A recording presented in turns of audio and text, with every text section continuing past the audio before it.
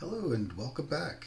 Gula, very important deity in Mesopotamia, and lots of art. Lots of art. And a lot of it's really well done.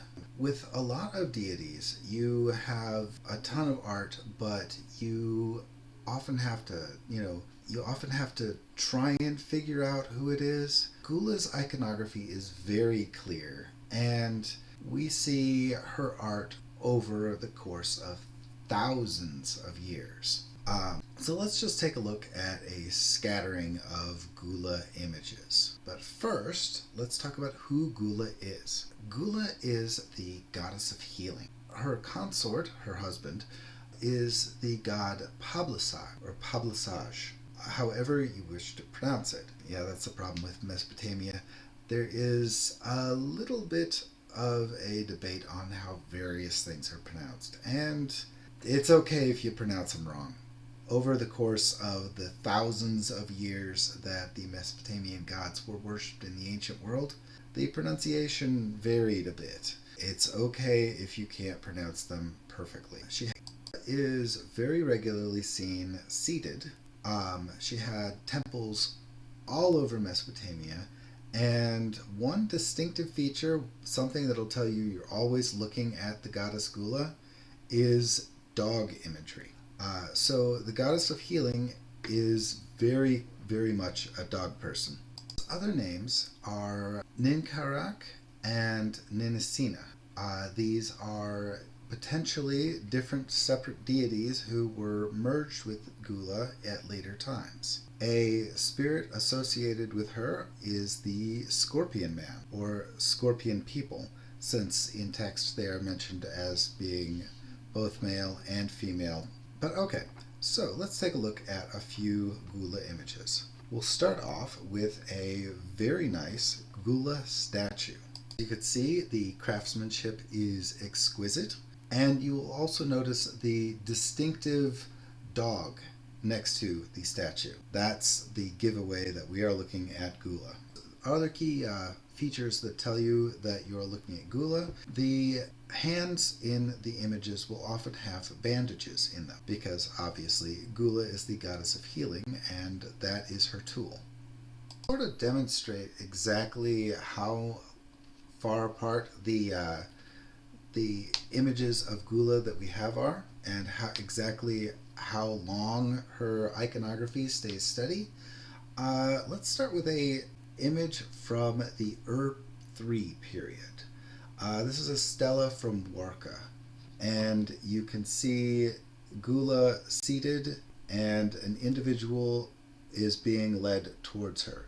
Next, we'll go to a boundary stone from the Middle Babylonian period.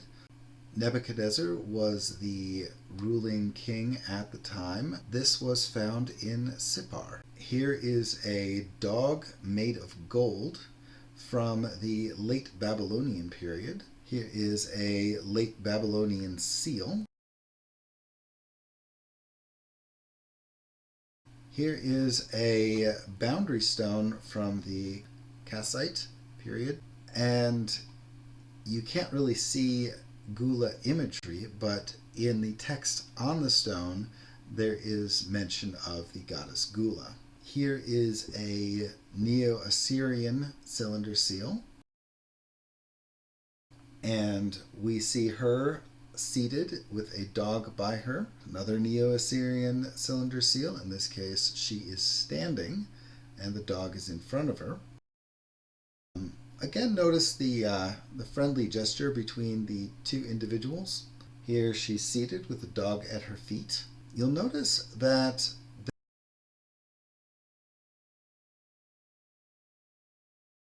there are symbols between the two figures on the right side. Those symbols represent deities. Same with the 7 dots. Here is a very nice, very tiny stamp, and you can see the impression.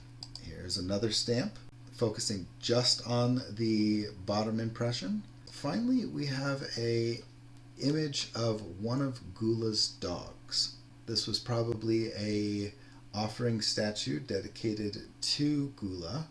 believe that's what the text says on that one, but I don't have that one memorized. If you'll notice back at the Gula boundary stone, the first one from the Middle Babylonian period, that one has a lot of symbols. And each of those symbols represents a god that is not pictured. In front of Gula is a figure with a scorpion tail, bird legs, and a bow. And if you've been following the channels on this video for a very long time, I did a video on the scorpion men as one of my very first videos on this channel.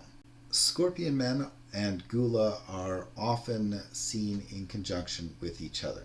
Anyway, I hope you enjoyed, and I will talk to you next time. Bye-bye.